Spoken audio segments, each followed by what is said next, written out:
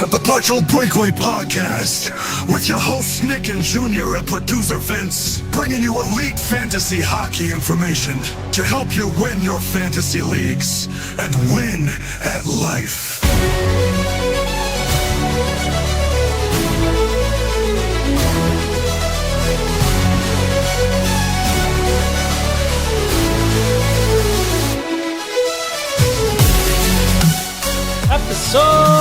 Episode 88 of the Partial Breakaway Fantasy Hockey Podcast. And what an episode it will be. The Eric Lindros of episodes. Did you just think the player I said? Yeah! What a Patrick Kane episode. Did you just take the player? Yeah. The Willie Styles, William Nylander episode. Oh. Was Nakash 88 as well? He At was. some He point. was. Yes, Yep. he was. He was. He Yeah. was. Yeah. Guys, episode 88. It's going to be a banger. And another one. And another one. No, banger after banger after banger. Yeah, special guests. Yes, absolutely. Well, this is the key, right? We're a bunch of amateurs, and we are the ECHL of podcasts. But today we are bringing you a professional. So much of a professional. Is there a doctor in the house? Is there a doctor in the house? I'm a doctor. So much of a professional that he's actually a doctor as well. And In not real just a life. fantasy doctor. Not just a fantasy doctor, but here to prep you for your draft, here to kind of preview what kind of prospects you should be looking at. Dr. Victor Nuno is our guest today later on in this podcast, so I really hope you enjoy that. It's a must listen, by the way. So if you want to skip the blah blah we're about to do and go straight to his interview, at least do that. But that's a must listen. Download, you don't need to listen at all, actually. Yeah. But Victor is indeed Listen, our somebody worth it to listen to. Our suggestions are very simple. If you have Spotify, you put Spotify on your mom's phone, on your dad's phone, on your grandmother's phone, on your grandfather's phone, and just put download. Partial Breakaway. That's all we ask for. You don't have to listen to us. Just put download. Right? Absolutely. There we go. Like, subscribe, guys. You could find us at Twitter, at Instagram, and at TikTok at Partial Break Pod. I got it right this time. We have a YouTube channel as Barely. well, which next episode 89, is going to be a live reaction to the actual NHL draft. We're going to have a special guest on, which is Mike Batista, because these two losers are leaving me alone Viva l'Italia. during the greatest episode that we have, the biggest episode that we have. Every year we do a live during the draft. Yeah, well, you know what? We're going to ask Victor Nuno about how high class this draft Yeah. is. So I think we picked the right year to go on vacation. Yeah, during good luck the with this draft. I Nick. really hope you guys actually call in at 1 o'clock in the morning when the draft is going on. Are we It starting would with have the to other be- time? It would have to be 5 o'clock Italy time to get like 11 o'clock, the end of round one. I'll actually be watching the draft, hopefully. I see. I applaud you, sir. I applaud you. On record? No, Air Canada has Oh, cable. because you're on the plane. Yeah, you're lucky. On the You plane. leave a week later. Yeah. I leave tomorrow, so. All right. Well, let's get it started. Oh, baby! Dogman Rush.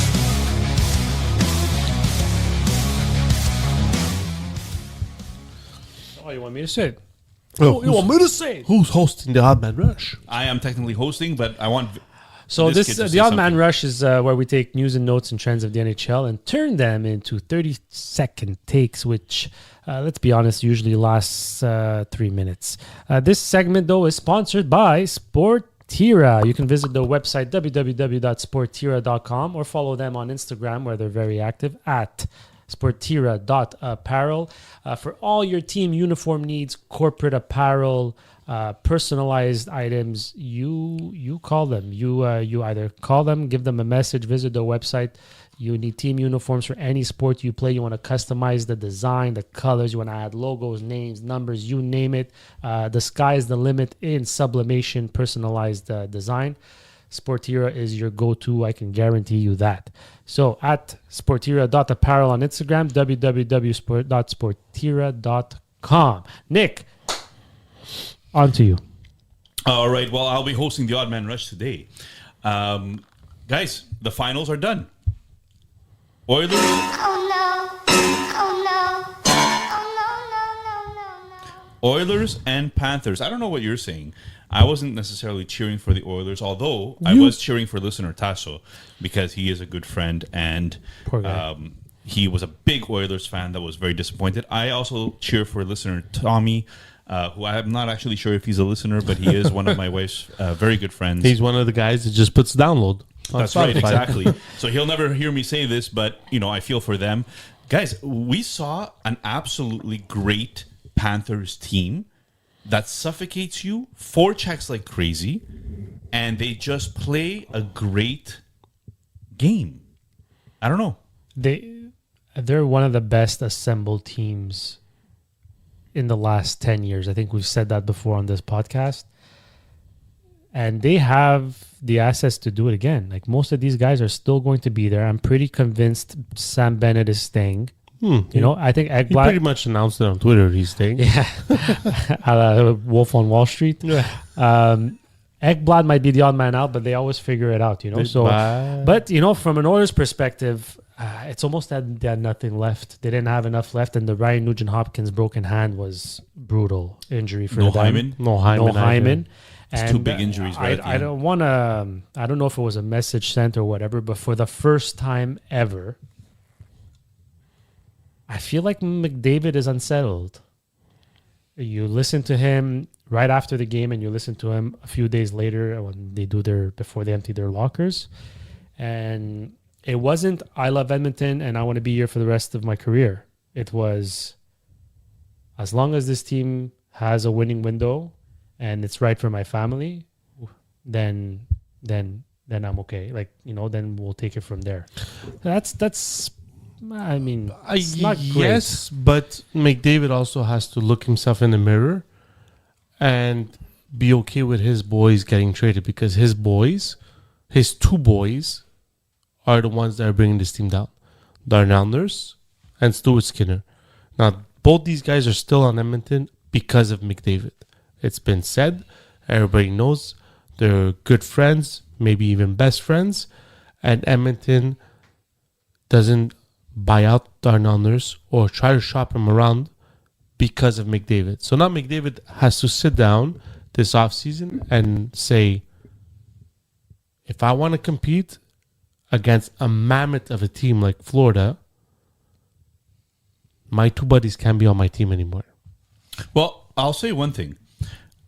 This just goes to show some of those short-term contracts and why players nowadays are opting for shorter-term contracts. Yeah, of course. Because teams, when you sign an 8-year contract, a team could go through a rebuild, it could go through a competitive window and then another rebuild, and you're stuck. You really can't, you don't have much say other than asking for a trade and looking like an ass. So for McDavid, and maybe for Matthews, and maybe for Marner, and maybe for some of the other big names. Matthews already did it. That's what Matthews has already done it. But a 2-3 year window, you say, here's 2-3 years. If you guys continue being a team that's going for it all the time, I'm here. Listen, for us, it's, for me, Marner, there's everybody knows the cap is going to be going up now. It's not like it's not when the cap was introduced in the NHL where it was a stable cap. Right now, they know the cap is going up. So there's stories of Marner just taking a 4-year contract. There's stories of McDavid saying, you know what, I'll sign a 2 to 3 year contract. I'll be 32 by then. If the Oilers are not where I want them to be, I can go somewhere else. But to make, Florida was just built for this. The Florida Panthers are... They could legitimately three-peat. They're going to lose Ekblad, but they replace him with Seth Jones in the trade. So you have that. And it's just... Listen, Bobrovsky came, did what he had to do. At $10 million, I know it's expensive, but he came and he did his job. And he shut the door and made his players do whatever it is. So Edmonton has some work, and the West is just getting better and better. Boom. Don't touch my ball. Talking about the West getting better and better, what was the number one thing that we said that Winnipeg needs? A center, second line center. A second line center. Maybe a middle six center, you could say. And Jonathan Taves has gone ahead Not officially. Not officially, but it looks like pretty much officially. July 1st, it'll be July official. 1st is That's going to the be only official. reason it's not. That but- Jonathan Toews will be signing with his hometown, the Winnipeg Jets. Do we think that there is fantasy relevance still left in Jonathan Toews? I think there's fantasy relevance if you're in a deep league dressing a lot of players. But or else, I think what Jonathan Toews brings is experience, pedigree, a winning mentality, and knowing what it takes to win. And I think that's why the Jets signed him. It's a homeboy. He's back home. He's had his issues in the past 4 years, and it seems like I'm so happy that he's back, because Jonathan Toews was never the player to get you the 100 points. But if you needed one player to win your Stanley Cup, he's the one you pick first. He was a great captain. He knew how to rally his players, and he knew how to make all the players around him better.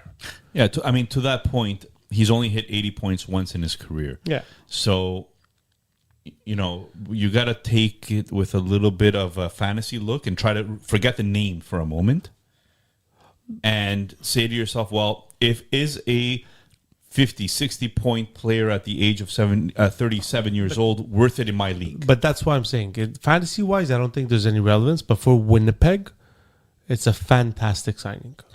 I think if there was one team that he could have went to that would have made him fantasy relevant, it's the Winnipeg Jets.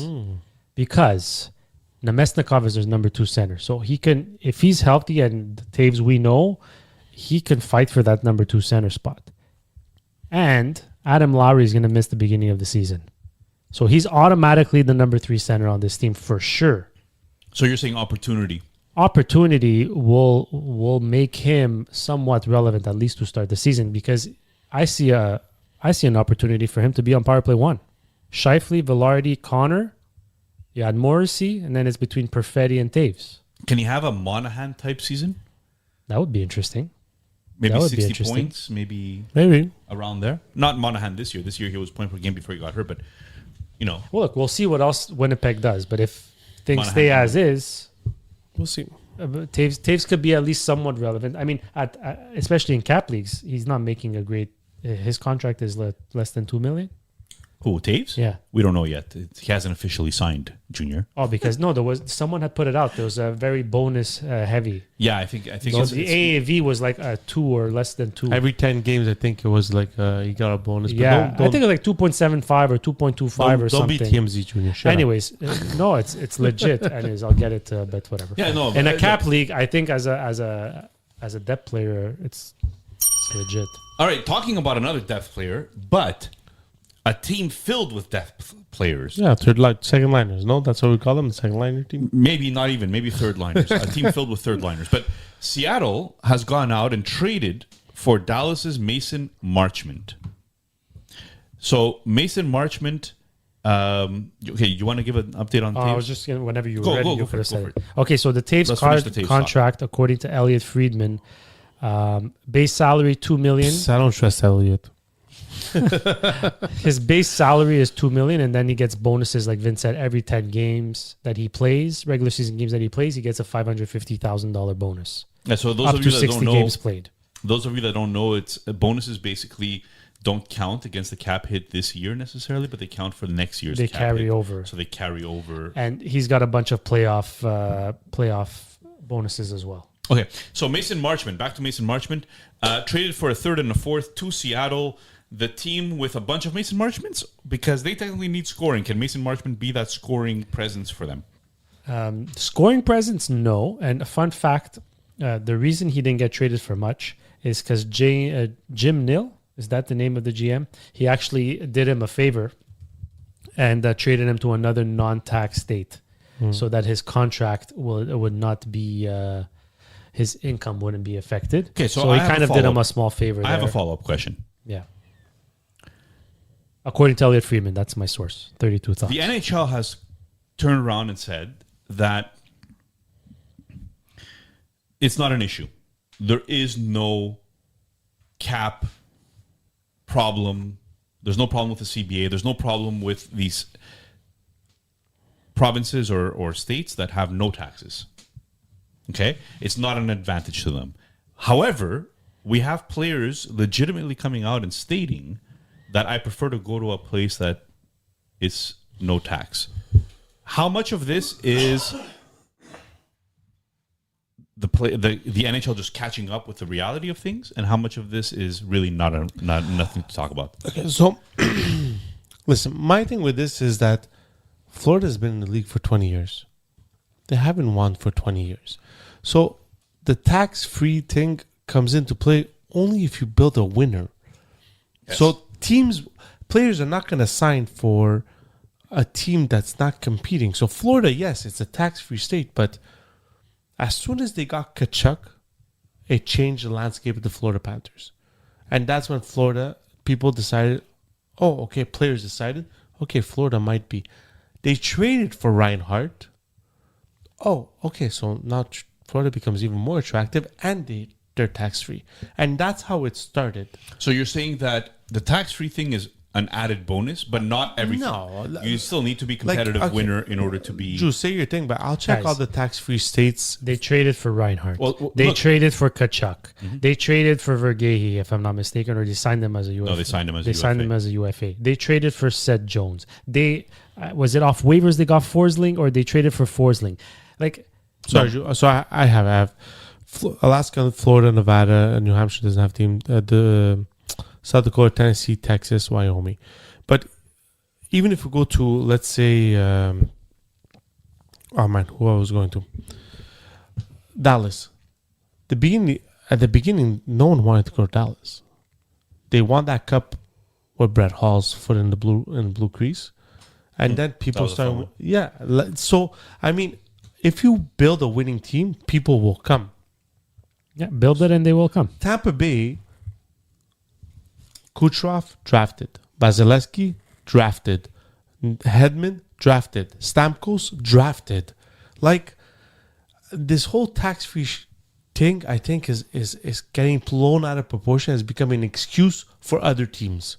Yeah. How many times did you hear nobody wants to play in Toronto because of the media? Nobody wants to play in Montreal. Nobody wants to play in Toronto, but Tavares, he's from Toronto, but he still signed a huge lucrative deal to stay there. Because why? Because they had a freaking core that was worth going to play with. So if Montreal builds a winning team, players will want to sign in Montreal. Exactly. Are you crazy? I Come think on. that's the number one factor. I think being a winner is the number one reason people will be attracted to you. And then there's other things that come into play that might help the situation. But winning is very important, and that's the number one factor. Now, back to Mason Marchment, who is the reason we started this whole conversation to begin with. One last thing. The taxes is also important when you already have a contract. But I think it's a little less important when you're a UFA. So when you already have a contract and you have a no movement clause, because you want to not pay tax on your salary because you're living a life not paying tax on your salary, you'd like to be traded to a team that probably doesn't have it, is in a no tax state. Okay, so last year he had 62 games played, 47 points. It's not too shabby. So you might want to look and see if is 55 point to 60 point player Mason Marchment. Is that valuable for your league? Is it valuable for fantasy? I think going to Seattle makes him very fantasy relative. Really? Because, look, he got 22 goals in 62 games with Dallas. 2 years in a row. 2 years. He doesn't get PP1. Maybe gets PP2. We spoke about Seattle. We all know. Seattle is a bunch of second to third liners. A bunch of George Strands. But with two up-and-coming centermen, with Berniers and Wright. So he might get his opportunity to play in the top six on the first power play. So what tells you that he can't hit that 65 to 70 mark points? 30 goals? That's a bold prediction right there. 30 goals. So to me, this trade just makes him very fantasy relative. So Vince, and you heard it here first, Vince said 30 goals for Mason Marchment next year. Go put it down. I'm not afraid. You know what? I don't agree with 30, but I wouldn't be surprised if he hit it. And I agree. He has the opportunity galore here. Right now, I mean, Daily Faceoff hasn't projected with Shane Wright and Eli Tolvanen as what they call the third line, but that could be their first line for all we know. the one thing I'll say, the caveat, well, not the caveat, but what I'll say is on behalf of the Dallas Stars is now I am more intrigued about Maverick Bork because he also signed a 1 year $950,000 extension. He should see top 6 minutes. Wow, what a great segue. We didn't even put Maverick Bork That's why on I the... said it. Yeah, you're so smart. It's beautiful. All right, guys. Ryan Donato, give me the bell. Man, this is becoming a real podcast, professional podcast. Ryan Donato, 4x4 with Chicago. He will be one guy that will not score 30 goals again in his career. Yeah? Yeah, I don't think so. I think once Chicago picks up the players and the young players come in, I think he's the first one to descend in the lineup. So I think he'll be going. I think he had 31 goals last year. I don't think he'll repeat that this year. And so I feel like, listen, $4 million is not much. So at 29 years old, it's not so bad. But I don't see. I mean, 14 goals, 6 goals, 16 goals, 14 goes, 12 goals. I mean, I think this is a. That was his career year. I needed a big contract. I got my $4 million. I'm a fourth liner. I'm good. I agree with what you're saying in the sense that like once they build their team that's ready to compete, that he'll be less relevant. effective. Yeah. But next But year, right now. I like it a lot. $4 million for Ryan Donato, who's probably still going to play with Bedard, still going to get top 6 minutes, top power play, and he came out and said it earlier this year, and I think we mentioned it on the pod at the time. He's a guy that was dealing with anxiety and never knew how to manage it. And he got to Chicago. He spoke to the right people, and he found his routine. And that goes a long way in anybody's life, let alone an NHLer. So maybe that's what he needed. Look, 30 goals, it's a lot. It's a lot for a Ryan Donato, but can he score 25? Yeah. Let's put it this way. Go. If you are a fantasy team that's in a salary cap league, $4 million isn't that bad. You might be able to fit him as a bottom of the lineup guy who could still be somewhat relevant. Yeah, you get injuries, you put him in, or That's right. on weeks where some like guys only play 2 player. games. Like in Lama, he would be a replacement player, and his salary not so bad. Maybe it's somebody you put at the bottom of your lineup. I agree. I don't think it's terrible. For Chicago, I love it. For Chicago, I absolutely love it. Yeah, but we're talking fantasy. But fantasy, I think it's still good for the first half. The year before Donato scored 31 years last year. Who was the other 31 guy? goals. 31 goals. Sorry, 31 goals. The year before that, who was the big player that had scored so many goals that played with Bedard? Kurashev. Okay, what happened to Kurashev this year? They're not the same. They're not the same player. But So you're you right. think- what do you You're mean they're not onto the same something. player? Kurashev is more of a finesse guy. Donato's an all-around I'm not guy. saying, but I'm just But saying. yeah, I get it. Yes, He's trying to I come see down, the right? risk. I see the And now risk. you've got an Oliver Moore in your depth charts. You've got Frank Nazar, who only came at the end of the year last year, who started picking up the PP1. So to me, I think, listen, if you have Donato, you trade him for King's ransom. Go ahead. I was just going to say, how about this scenario, right? You are a bottom-feeding team. You know you're rebuilding. You sign Ryan Donato at a 1 year, $4 million contract, or you draft him Fantasy-wise, you're talking. pure fantasy. You take Donato at his $4 million. You wait till trade deadline. And if you see that he produces the 25 whatever goals, you sell him to a contender that gets some injuries. Listen, Kershaw just talking 54 points in 75 games the year before that, and then 14 points in 51 games. So to me, I'd stay clear of Donato. It's not a guy I would draft. Okay. Or pick up in That's free fair. agency. That's fair. Guys, let's move on. Bam. JJ Peterka, we spoke about him last week, but we're going to speak about him again this week. He's becoming the new Marner, this guy. He's becoming the new Marner. And you know what? I own him, so I kind of want your opinion on it so that way You should trade him to Calgary Thoroughbreds in loose pucks Yeah, I don't know for about about that. a 3rd round pick. So JJ Peterka not selected to the Germany team, but you have a theory on this, Junior. Do you mind explaining? It's not my theory, to tell you the truth. It's Elliot Friedman explained that it's a possible theory, basically saying that any international play has to come with insurance. And usually that's the biggest thing they negotiate between the NHL and the IIHF. It's all about insurance. Who's responsible for the insurance of the players if they were to get hurt and miss NHL time? And seeing as he is without a contract, no one is willing to cover that insurance. And look, we all know he will have a contract to start the year, but because they're only announcing 6 and they know he's inevitably going to be on the German team once he does have a contract, they just, to play it really safe, they didn't select him in the top 6 players.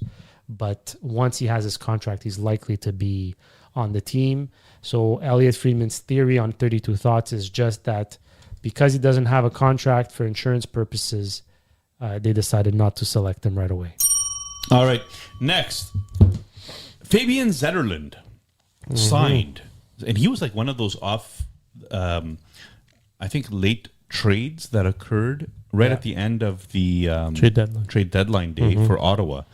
He ends up extending to 3 times 4.275. Does Fabian Zetterlund have any fantasy relevance on the Ottawa Senators for next year? He could deadlift a lot of weights. He sure can. Yeah. There was a Twitter video where he deadlifted like a lot of like it hurt my stomach on how much he deadlifted. But You lift, bro. yeah, You no, lift, bro? But Chest, listen, bro, chest. Zetterlund was a player who played with San Jose, had his opportunity, came out of the gates really hot. Yeah. 17 goals, 19 assists with San Jose, 36 points in 64 games. But it seems with Ottawa, he slowed down a bit. 2 goals, 3 assists, and 5 points in 20 games. So it all depends where Ottawa's going. Are they re-signing Giroux? Are they signing, so I don't know where his place is right now with the Ottawa Senators. So fantasy relevance right now, I don't think so. A waiver pickup maybe, yes, because he's seen that he can score. He has that touch to score, Like a watch list type player. But will he get the opportunity in Ottawa? So that's the big question. Very similar to Donato. Very similar to Donato. Just he has more of a track record of being semi-productive. Anytime you go to a new team, especially at the deadline, I feel like it's a bit rocky. And especially on a team that's like contending. So like you don't know where you fit in and they're trying to put you in different places. So if I had to choose between Zetterlund and Donato, I think I would actually select Zetterlund as a depth option over Donato. All right. Moving on. Nick Kyprios on the radio mentioned that he believes, it's already done, he believes, Brock Besser to the Minnesota Wild. He is a Minnesota player, or he played Duluth? Did he play with Minnesota? I think he played with Minnesota Duluth. What are our thoughts, Vince? I'll start with you on where he fits in with Minnesota. Is that going to be good or bad for him and playing for his hometown team, Minnesota Wild? I never thought we would stoop this low to be TMZ podcast. I know, but I own him, so I want to know. Listen, if he goes Tell us about you and your team. It's my podcast. if he goes, I'm sorry, it's our podcast. listen, if he goes to You're on your own Minnesota, for the next 3 weeks. So if it he could be goes yours. if he goes to Minnesota, I mean he'll be playing with players like Kaprizov and Bolte. The one problem in Minnesota, who's going to be the centerman? If they're bringing him in, that means to me, Marco Rossi's on his way out. So if Marco Rossi is on his way out, the 2 centermen that are left are Ekman Larson and Hartman. So I don't know if there's another move there for Minnesota to pick up at least 1 centerman. But there's a lot of teams that need a center. Yeah, so it's exactly. going to be a competitive market. And But I think it's a good move for him. I think playing with players, playing on the first block with Kaprizov, it could never go wrong. But it's just who's that centerman? I'm just in happy Minnesota? he's leaving the shit show that is the Vancouver Canucks. And guys, I mentioned this very, very cleanly. I love the Vancouver Canucks. I've grown up not cheering for them because the Habs were my team, but they were always my Western Conference favorite team. And my cousin's a big Vancouver Canuck fan. You just like heartbreak, eh? Yeah, but And disappointment? I'm a Las Vegas Raider fan. So what do we think about Besser when it comes to Minnesota? Do you think he'll be more productive, less productive, as productive? And what is he signing to? I think people need to understand Brock Besser is like a 65-point player, 35 to 40 goals. Like if you're thinking he's an 80 point per game player, you're out of the you're in left field. Like, in my opinion, he's 35. 40, I think, is a 70 stretch. He's done it once. He's paced for it once, but or twice. But to me, he's like a 60, 65-point player, 35 goals. That makes the most sense. But like I said last week, no one's going to like the contract he's going to sign. It's going to be like $9 million. And nobody's going to like that. Minnesota's getting Might back even in. be 10. They just got out of the Parisi and Suter contract, and now they're bringing one in. And to your point but on Rossi, if they trade Rossi, one's they need a producing. center. If they trade Rossi, guys, they need a center in return. Even if it's not fully a number one center, you try to get at least a second line center with more. But how do you trade Rossi and not have a center coming in? We'll see. This We'll is see weird. what their plan is. Very Look, strange. Bill Guerin, I'm pretty sure has a plan. Doesn't we'll mean see it's a what it good is. one. We'll see. Marco D'Amico from RG Media has stated that he's hearing lots of talk about Ravenberger and Ivankovic going in the first round of this year's draft. And if I'm not mistaken, our mock draft 1.0 had both of these goalies going in the first round. Did you know something that we didn't, Vince? Definitely. No, listen, I went with needs, and this draft is very weak. And we'll ask actually the fantasy doctor about what he feels about this draft and specifically about these two players. And I just feel that there's some teams that have too many draft picks in the first round that it's very tempting to just take a flyer on one of these two goalies, even though their stats don't prove that they should be a first round pick. So it'll be very interesting to me. And like I said, we'll ask the expert after The actual professional. The doctor. and see exactly what he thinks about it. We should have had him in our surgeonizing segment as a doctor. If I Anyways, could have him every day, I would Are love we- to have are him we on still this podcast talking- and okay. replace both of you. for those of you listening shots fired. that probably didn't get to it yet, what Vince and Nick are referring to is that Vince, I believe, mocked Joshua Ravensbergen to Columbus at 20. He did both. And Ivankovic Vince to also, Philly. Jack Ivankovic at Nashville at 26. Oh, Nashville. So there's a sneak peek to episode 86, our mock draft. If you haven't tuned in yet, by all means, go tune in. That was a fun episode. It was an absolutely fun episode. All right. Moving on to... A little commercial break. it was fun, guys.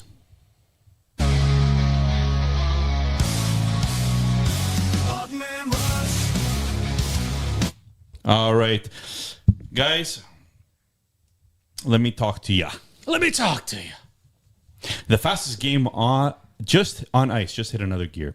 Welcome to the Stanley Cup Final, where legends are made and every shift could turn the tide. Every what now? Every shift. And now DraftKings Sportsbook, an official betting partner of the NHL, you can take every slap shot, breakaway, and partial breakaway Mama. and overtime thriller to the next level.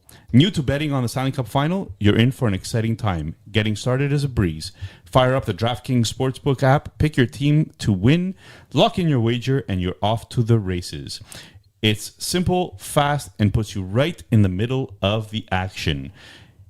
I wonder who had Florida taking it in 6, because I'm Wow, I pretty thought you were sure going somewhere else there. I'm pretty sure that would have been a really nice bet, especially that Florida was at home. And I had predicted that Edmonton was going to actually take game 6, which they didn't. So I would have been a loser, but you could be a winner if you had picked Florida. Here's the kicker. New customers who bet just $5 will score $300 in bonus bets if their wager hits. That's right. Turn $5 into a Stanley Cup Final payout. Gambling problem? Call 1-800-GAMBLER. In New York, call 877-8-HOPE-NY or text HOPE-NY 467-369. In Connecticut, help is available for problem gambling. Call 888-789-7777 or visit ccpg.org. Please play responsibly. On behalf of Boot Hill Casino and Resort in Kansas, 21 and over. Age and eligibility varies by jurisdiction. Void in Ontario. Bonus bets expire 168 hours after issuance. For additional terms and responsible gaming resources, see dkng.co/ice. Download the DraftKings Sportsbook app now and use promo code THPN. The promo code THPN to unlock $300 in bonus bets when your $5 bet wins. Bam, bam, bam. All right, boys. So are we excited for the next segment? I think we're really excited for the next segment. I can't wait to actually have somebody that knows what he's talking about on this podcast. And I'm excited to see what he has to say to touch back on the Calder race last year, which we will do on Lane Hudson. So yeah, that should be fun. We're basically going to ask him if it's sustainable. All right, guys. So for our very special segment today, we are presenting to you Victor Nuno. Our guest is a fantasy doctor, co-host of Fantasy Hockey Life podcast, editor at Dobber Prospects, first two-time guest on the Partial Breakaway podcast from Santa Cruz, California, Dr. Victor Nuno.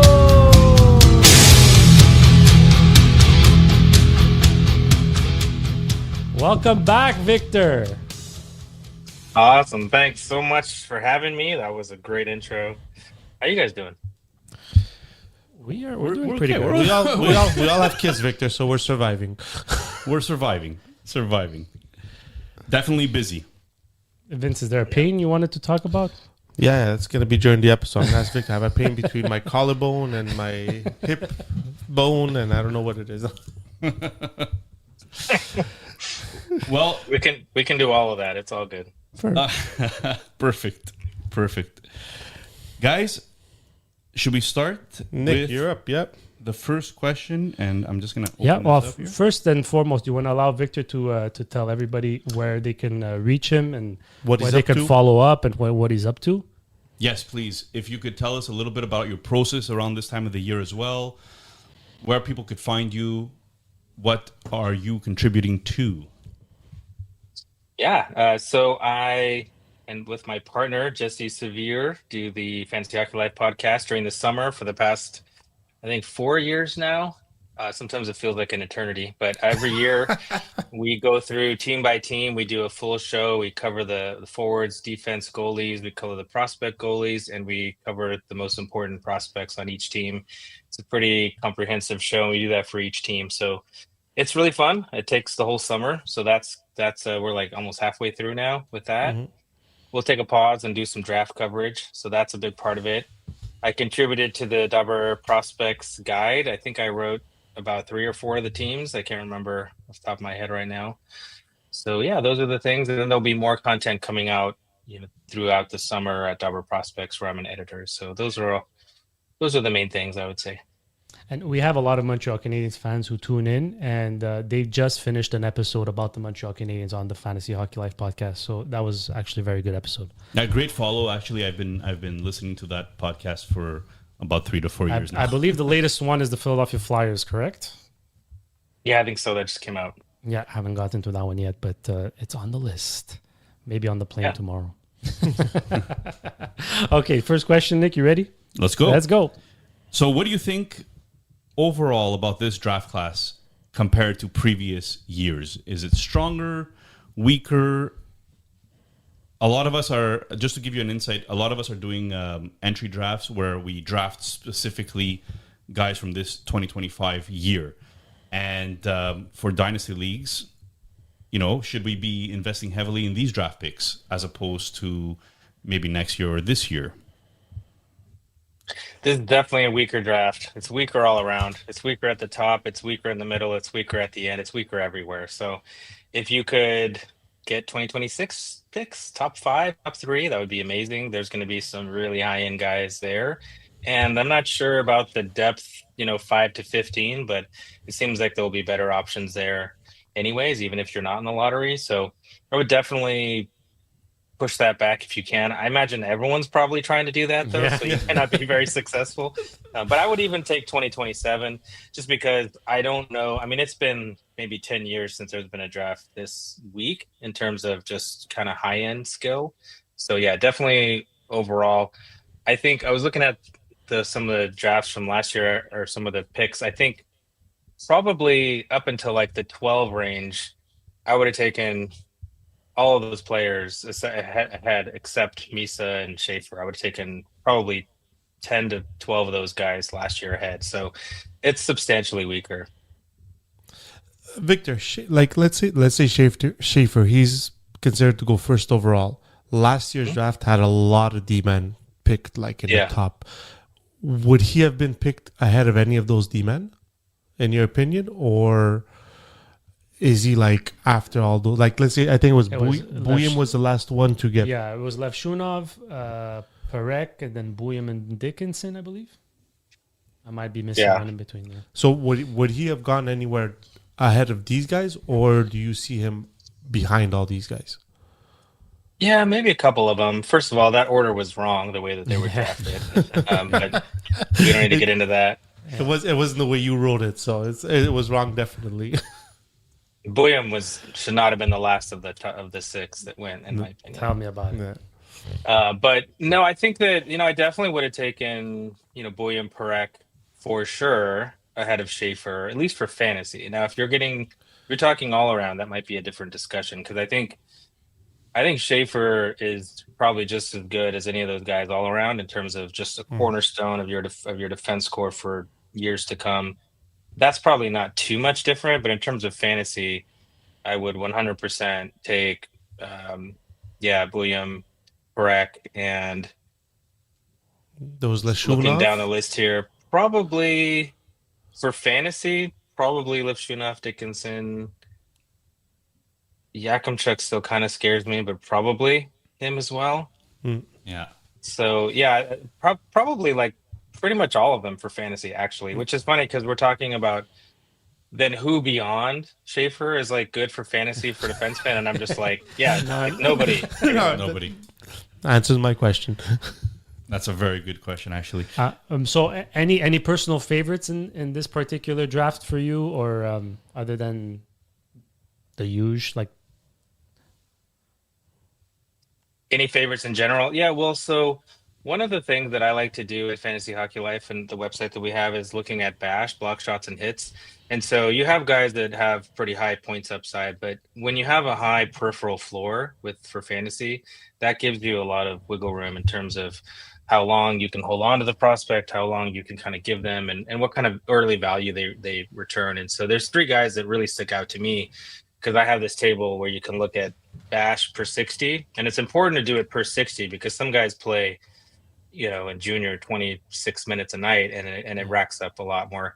So you have to look at the per 60 numbers. And so if you look at the three guys that have high BASH per 60 and points per 60 based on a PNH and NHL equivalency, there's three guys: Brady Martin, Justin Carbonneau, and Carter Bear. Those three, I think, have a rare combination of high peripheral floor and high points upside. And that's the kind of swings you want to take, which is perfect because those guys are probably going to go in the 5 to 15 range or something like that, maybe 5 to 10 range. And you might end up with one of the top three players in that draft. I don't know which one right now, but I think that one of those three is probably going to be a pretty significant asset, and you're going to get him later, and that's great. Yeah, we had an episode last week where we spoke about the prospects, and we used Elite Prospects Guide as a reference. And all the fantasy traits that you would look for, we saw like guys like Justin Carbonneau coming up multiple times, and we were kind of like, oh wow, so that's a guy that could go early in fantasy drafts. He's a good one. There's actually one more I was going to mention too, and we might talk about him later as well. But Mason West is just such an interesting, player, and for those who haven't heard, he's a high school football and hockey star. Last year with his high school won the state championship, and he played some USHL time, which I think was really helpful to see.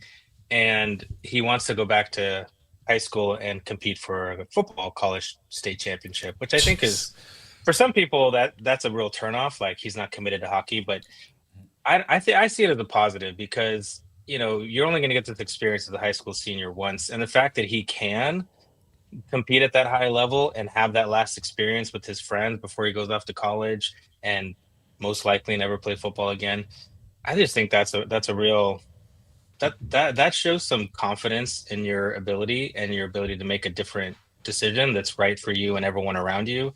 And I think that should be celebrated and not cast aspersions upon. So I think he's great. He is really raw though. Like he needs to learn how to play hockey better, but he's got so much skill, and I think he can get there. So, and he probably will be available depending on how deep your drafts are, like in a mid-second or something like that. And I think he's someone that I would want to take a flyer on, Mason West, and just sit on him and wait and see. It's gonna take a while. It's gonna take 2 or 3 years, but he could end up being one of the best power forwards in this draft.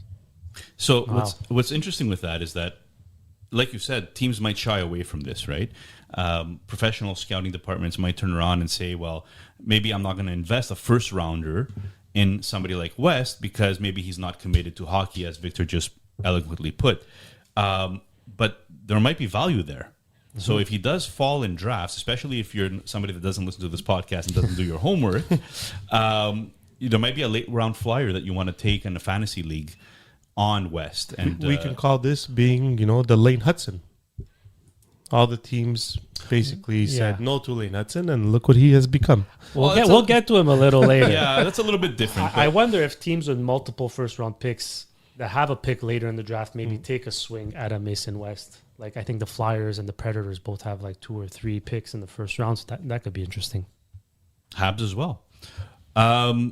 Victor, segueing this professionally into another, do you actually have any top risers and fallers that you've seen wild swings lately for this draft? Yeah, I mean, I can give you 2. I'm sure there are many more, but we'll start with we'll end on a good note. So we'll start with the faller first, and that's Ivan Ryabkin. Mm-hmm. He's such an interesting case study because this time last year we were talking about how Ryabkin was going to be in the conversation for probably not first overall, but top 5 probably. At the top of the class, and he was breaking MHL records of Russian superstars, and there's no doubt he has a ton of skill, but there's just so many off-ice issues with him, with how he's interacted with coaches and teammates, and the fact that he bounced around the different clubs and Dynamo, and then came to the USHL and immediately gets suspended. Like some of that you can excuse, but it's just like the whole context. And like when I watch him, these kind of players drive me crazy. Wherein at times they look like the best player on the ice, and at times you're just like, who is this guy? Is this like a he doesn't care, or he's just not invested, not interested? And I don't know. In my experience, those types of players don't usually figure it out. They usually just maintain that level of inconsistency, which not saying he can't be an NHLer because he certainly has the skill to be. But they're frustrating fantasy assets. They're frustrating for the coaches and for the team because it's like, why can't you just be like that all the time, And they typically, I don't know, to psychoanalyze them, but it seems like they've always been so good, and they didn't. It seems like they had a hard time learning the hard skill, how to compete all the time and work really hard. And so, if he can figure that out, Ivan Ryabkin, sky's the limit. But I just am not confident that he will, and so I'm not even going to draft him, even if he's there like in the 3rd round. I don't really have any interest in drafting him. That could be the Alexei Kovalev. That was the biggest thing with Alexei Kovalev, is he was so talented, but he could never hit his peak because some days he could have been a 100-point player on the ice, and then other days he was a 4th liner that you just wanted to bench all the time. Well, I was actually going to say that reminds me a lot more of Ryan Merkley, because Ryan Merkley had all the talent in the world. Yeah. Offensive defenseman just couldn't crack the NHL, and a lot of that had to do with character concerns. Yeah, and he was really selfish in terms of his play. And even when he got to the AHL and NHL, it was like he's going to try to dangle people when he's the last man. Like you can't do things like that. And it was always like individual skill over team play. And I don't know that we have enough of a book on Ryabkin to say that yet, but there are definitely some of those signs. And it's just like, what, why are you doing these things? Like just make the simple play, like, use your team more. Like those kinds of things seem hard for him. And I mean, the classic example of a guy who kind of figured out was, for me anyways, was Kuznetsov. Like he was amazing when he was on, but most of the time he just wasn't. But then for that cocaine fueled run to the Stanley Cup, he was awesome. He was awesome, right? Yeah, that's true. Cocaine could do wonderful things, I guess. Okay, well, on that note, on cocaine's note, who's who's the best riser? I would say, I mean, there are quite a few, but I would say Jake O'Brien is one of my favorites. I love that guy. Yeah, He's just like in terms of vision, and I really value people players who have a high IQ, and I don't think, even though he's not the best skater or the most physical, I could just see him figuring it out, because he's the kind of player, Jake O'Brien, when you put him around more talented players, he's gonna make them better, and everyone's gonna be better for it. And so he can play with anyone, I'm convinced already. So I like him. I definitely think he needs to be a little more selfish and shoot more, because he's like, pass first, second, and third, and fourth, and fifth option. So be a little disguise that a little bit more. Try to shoot a little bit just to throw everyone off the scent. But I think all of those things can be figured out. The vision and his puck handling and the lanes that he sees, the space that he creates, that can't always be taught, not at that level anyway. So I love Jake O'Brien. I think he's the kind of guy that you could definitely get, in that 5 to 10 range, probably, and be really happy with. I saw somewhere a comp of Ryan O'Reilly. Would that make sense? Yeah, probably. Although he's definitely not going to have the bash. I do think he's the center. Another one that I saw that I like probably a little bit more is Dylan Strome.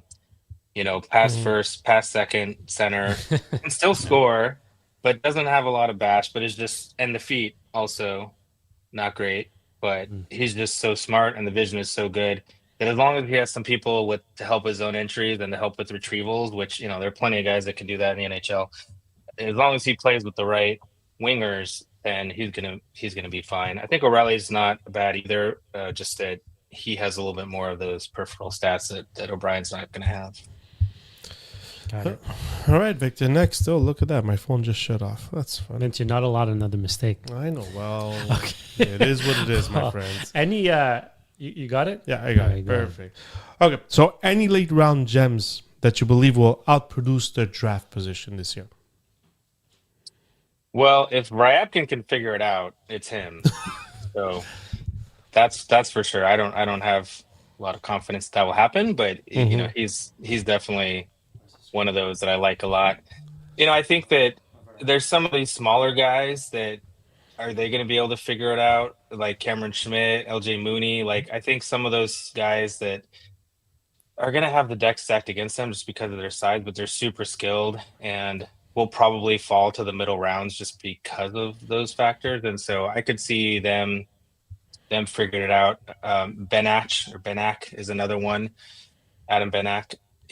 Although I like him quite a bit more. Of those three that I just mentioned that are smaller, I would take Ben. I'm pretty sure it's Benash, isn't it? It's like a yes, sounds right. Yeah, yeah, I like him. Like Nekash. Yeah. So yeah, there's some names there, but I like him because he's more than just skill. Like, he's also really hard to play against and tenacious, and even though he's small, he's pretty physical and good at retrievals and things like that.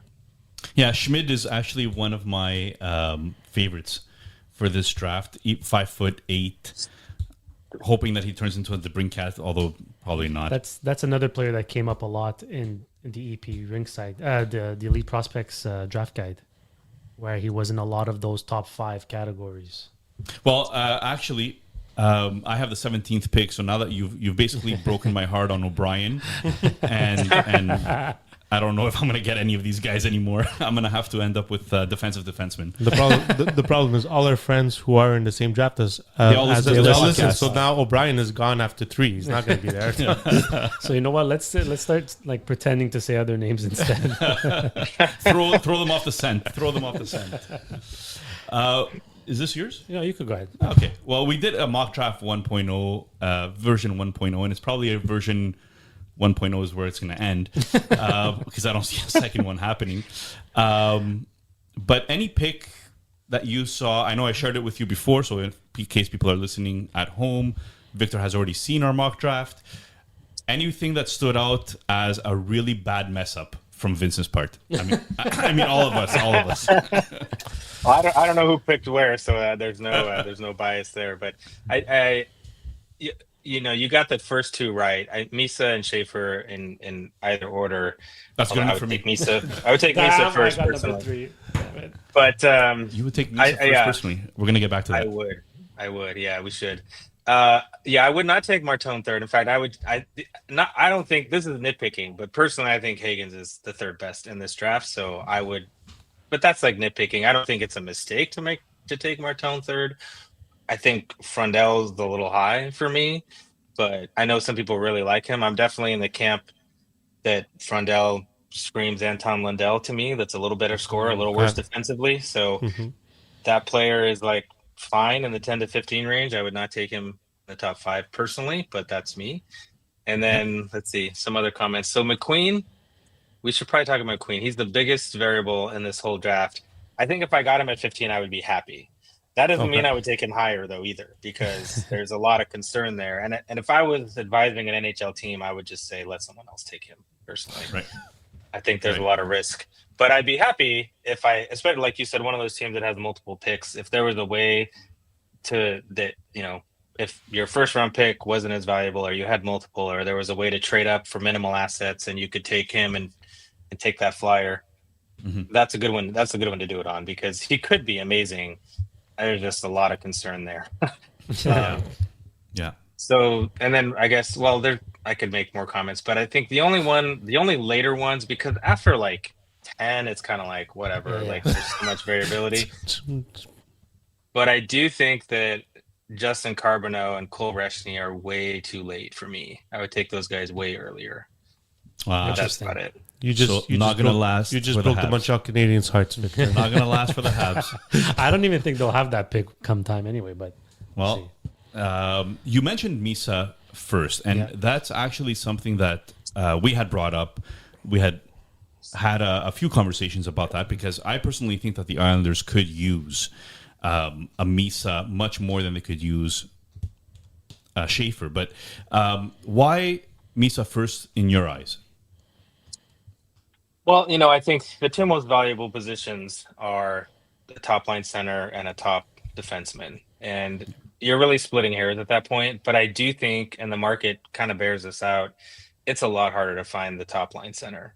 And it's the true top line center, the top 15 centers in the league are really hard to replace. And Misa is one of those guys that I think can just absolutely do everything. I don't know that he's going to be elite offensively, but he's someone who, he could be like, Crosby light, or like Taves in terms of like his details to the game all around. And just, he's the kind of guy that you can build a championship around. I think if San Jose takes him at 2, good luck going against Celebrini and Misa for a decade. Like, it's just, you're going to have such a hard time getting any space out there with those two guys.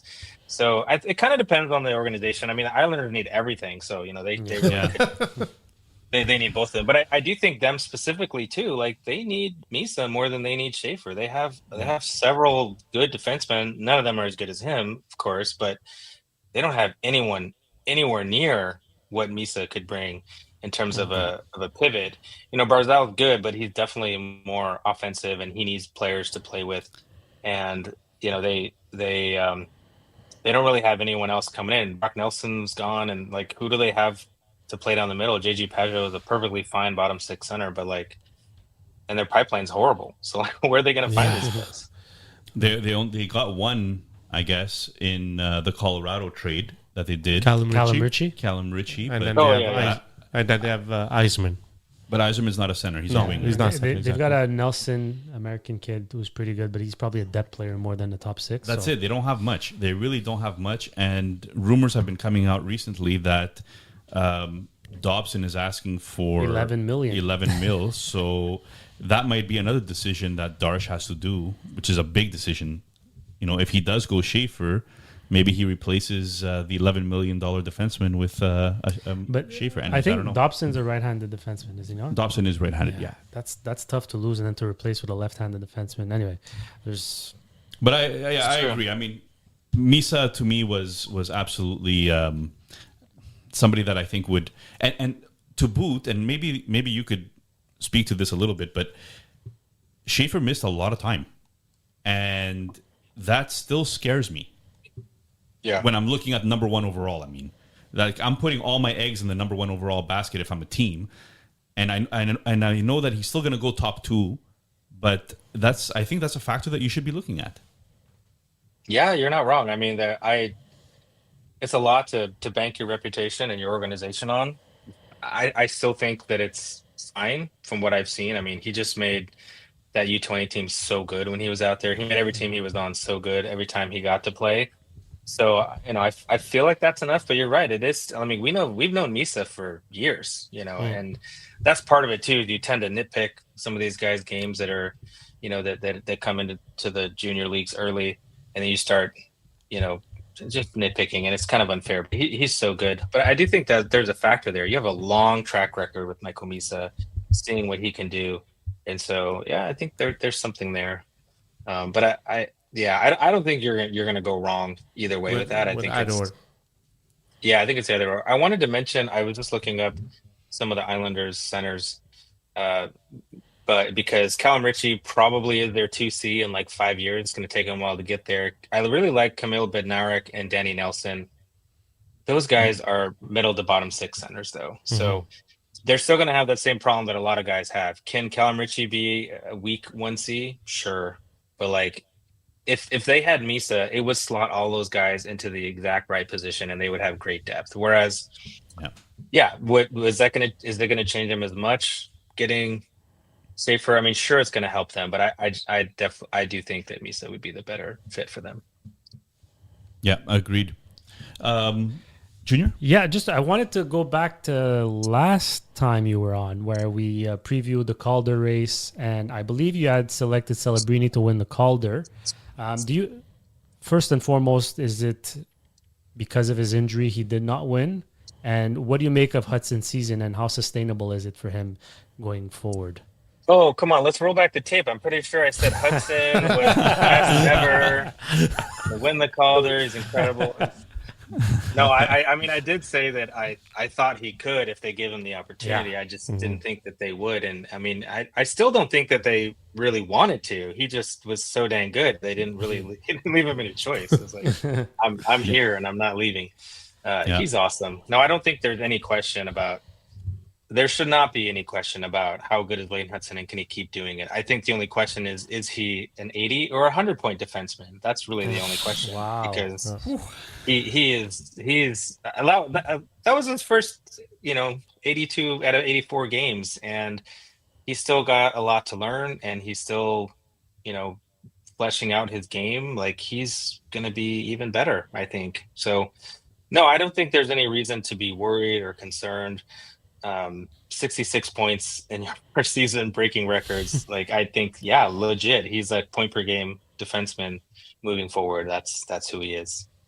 And still, no back-to-back 18-year-olds have won Rookie of the Year. Oh, we're going to That's something we found out through Victor when he pop quizzed us, and we didn't know the answer. Oh, that's right. Yes, that was last year's episode. Yeah, we should go back and listen to that. Well, I did. That's how I know. You did. I had Lane Hudson at 35 points, so I think we could avoid that episode. Yeah, that's right. You predicted Lane Hudson at 35 points. Maximum, I I said. had him at 50, and I'll take that win. Yeah, I had many losses this year, but I'll take that win. I just didn't say anything. Victor, we have a listener mailbag. Because time for anytime that we have you on, we throw it out to our listeners and we ask them, would you be willing to ask a question? So if you do have time, let's go ahead and ask some of these questions. I'll explain to you why I'm laughing later. Listener Daniel Pata, big Pens fan here, just wanted to have your thoughts on Crosby. Will he move to chase another cup, or his preference to retire a Penguin? Well, I wish I had Crosby's phone number and I could just ask him. But I don't. But the next best thing, we had Josh Yeo on of The Athletic, and we talked to him about Crosby, and he said he'd be shocked if Crosby left based on what he has heard. Yeah. And I think that, I think that's probably true. Every indication I've seen is that Crosby really wants to be there, wants to retire a Penguin. I know he wants to the team to be better though, and can Dubas actually deliver on that? I think it's a really tall order where their organization is, and what assets they have. I think he's going to try, and I think as long as Crosby's on that team, even into his 40s, they're going to be somewhat competitive. I personally wish he would go somewhere else and see what he could do, because I just think he's so good still. And you put him on, I know there are talks of Colorado, like how amazing would that have been, right? Have him and McKinnon be the top two centers, like that would be amazing. So I wish he would. I don't think he will, just because he's going to try to do everything he can to best represent Pittsburgh. So that's what I expect. I just had a vision of Makar, McKinnon, Crosby. You had it at Four Nations. Four almost. Nations, that's what it was with McDavid. Yeah, that worked out pretty well. Yeah, that turned out really well. Yeah, really well. You want to do the next listener question? Sure. And it's not the same anonymous as 32 Thoughts. No. So we're not that popular. we'll get that out of the way.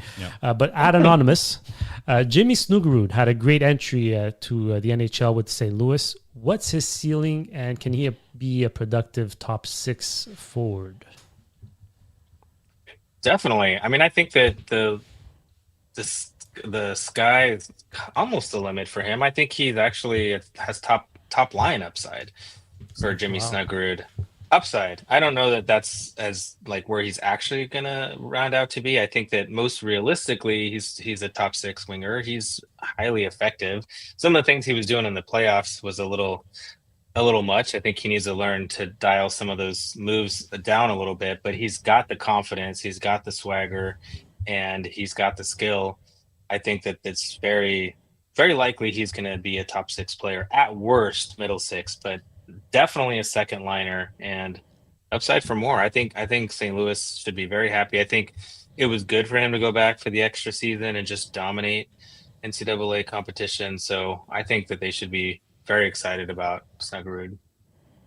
And the reason I was laughing before is because at Anonymous is actually me, because I own Jimmy. Oh my gosh! I just really had to throw it in there. I wanted Victor's opinion. So, wow, you're the Kevin. Unlike 32 Thoughts, I come out and say you're exactly. the Kevin Durant of this podcast with all your burner accounts. Jeez. One more question from the listeners, Victor at Jim324. How much movement or trades do you expect this year compared to others? Lots of rumors every year, not always a lot of movement.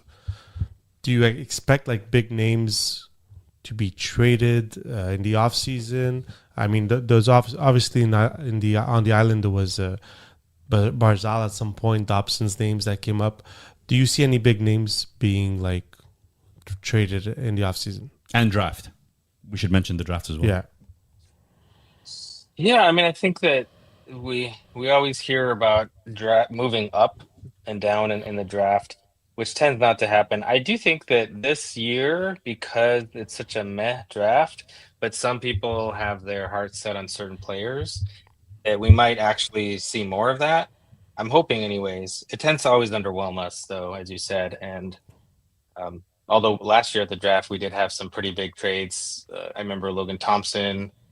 There was a huge horn that went off when I was just standing there like, what was that? And it's like, oh, Logan Thompson's been traded and the Sergachev trade. So there were some pretty big names. I think that we might see a little more of that, especially with the cap going up. I think that there might be a little bit more of those kinds of things. It's hard to say, because a lot of things swirl, and then it only takes them actually saying yes for it to happen, but it's more likely that nothing will happen and we'll just be waiting. So that's what I expect, that we'll be underwhelmed, but I'm really hoping for a little more activity, because that's fun. And a lot of times it depends on who's available when certain teams pick, right? And if the guy they want is there, then they don't trade the pick and so on. So. Well, for me, I'm really, really hoping that there's action, because I'm doing a 3-hour live without these two. So hopefully everybody catches our live reaction to the draft. Victor, I have a question for me about this year's draft, because it's not on the list. I'm one of those GMs that likes to hoard goaltenders because of where they go. So in this year's draft, there's not much talk about goaltenders, but there's a lot of teams that need a goaltender that have like 3 picks in the first round. Do you see any of these teams using one of those picks to take a flyby on, like, I think there's 2 goaltenders in this year's draft which are okay, or do you see them just falling into the second or third round? Because I mean, there's. Go ahead. Oh, sorry. No, go ahead. The teams I'm talking about, there's like Columbus, who's always looking for a goalie. Philly's looking for a goalie. So do you see any of these teams, like you said, because after pick 10, let's say it's basically put your hand in the hat and pick whatever player you want. Do you feel like it's going to happen that one of these are just going to try their luck on one of these goalies? I think it's definitely going to happen. I think it definitely should not happen, but it's going to happen because these teams, they just can't help themselves. It's like when they see a big, rangy mobile defenseman or a guy that they think can be their, third line center in the, end of the first round. They just can't help themselves, and they're gonna do it. Probably more than one team is gonna do it, and that's definitely a mistake because though I don't necessarily agree with it, I could see Ravensburger going towards the end of the first. But most of these other guys, I think there's just a lot of questions. And I mean, even with Ravensburger, I'm not the kind of guy that I ever advocate taking goalie that early. And I think we've seen plenty of evidence that especially some of these overage goalies that, pass through the draft and get signed the following year do just as well or better than a lot of those guys that got drafted. So I think that it'd be a mistake, but somebody's definitely going to do it, and probably more than one. And I would personally, if I were you, I would not do that. I would try to, there's nothing wrong with boarding goalies, but I don't think doing it at the draft is the right place for it. I think that you should try to get some of the guys that you already have a year or two track record, or some of these guys who get signed and come over afterwards, or overagers that you've seen a little bit more from. Those are the guys, especially the Euro goalies, that often don't get enough playing time to really get noticed until, they're 19, 20. And then those are the ones that I tend to try to find. And I think that tends to work out a little bit better. It's very rare. Like, how many times do you see a guy drafted at 18 and then become a star when he's 24 or whatever? Like, it's so rare. Yeah. And don't draft a goalie without hearing Kat Silverman's take on it. Was it her instincts? I should say. Cat's instincts. Cat's instincts. And to your point, a lot of fantasy hockey leagues, if you're drafting a goalie, you're talking about somebody that's probably not going to join your actual live team until they're 24. So we're talking maybe 6 years away, 7 years away, depending in some cases. So wasting a first rounder or wasting a top 20 pick, let's say, on a goalie, like Victor adequately said, you could grab some of these guys on free agency when they actually pop up later on. Victor, I think that's it. That's it for us. I'm done. That's it for us. Thank you very much. Where can fans find your work? I know you mentioned it at the beginning. Let's remind them. I like reminding people because you come on here and we're hoping to expose your work and have people actually follow you after this. Yeah, I appreciate that. So I'm still on Twitter X at Victor Nuno 12, VICTORNUNO 12. I sometimes post on Blue Sky at the #1 Victor, so you could do that. And check out Fantasy Hockey Life, Apple Podcasts, anywhere you get your podcasts is a good place to check that out. And yeah, we'll probably be doing more feature articles and writing at Dobber Prospects once my life gets a little less crazy, which will hopefully happen in the next month or so. There's one final question. We need the whiteboard. Oh, yes. Good job. Thank you for reminding us. Okay, so we all have a pick for Marner's future destination. And every guest that comes on the podcast. And we had Ryan from Starcastic Remarks, which is a Dallas Stars podcast, come on, and he chose Anaheim. Do you have a guess? I would say an educated guess, but there's no educated guess. Nobody knows. What's your guess? I don't know. Yeah, I have no idea. I definitely think it's going to be the West Coast because it's so much calmer and quieter, and I think he's going to want that. I guess Vegas isn't really coast, but not really quiet either. Well, it's certainly quieter than Toronto. That's for sure. In terms of hockey media coverage, yes, I think it's actually going to be Vegas. I don't know how they're going to do it, but they're going to find a way to do it. Well, there's talks of trading William Karlsson and Nick Hague.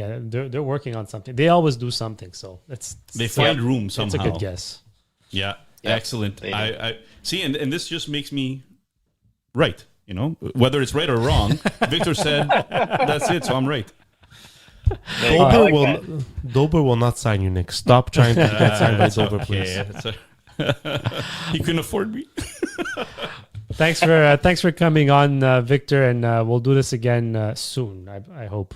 Hopefully it becomes an annual tradition. So far it has been. So we really appreciate you coming on, taking time out of your busy schedule to come on and provide some fantasy insight for our listeners, because God knows they don't get it from us. So Anytime, thanks again, guys. Victor. Happy to. Thank you. Thank you.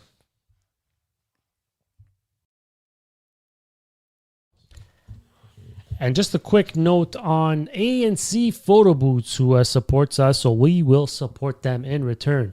For an unforgettable experience at your big events, professional photo booth services with a discount if you tell them you are part of the Partial Breakaway family.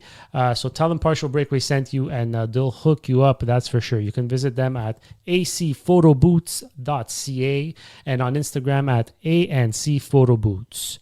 They also have a dry ice machine and cold sparks machine. If you don't know what a cold sparks machine is, if you ever wanted to feel like a wrestler when they're introduced in the WWE and you see all those sparks flying behind them, well, basically that's what they have. So if you're getting married and you're doing a few introductions and you want that right next to you as you come out, like the stars usually do, well, then they have it and it's all yours.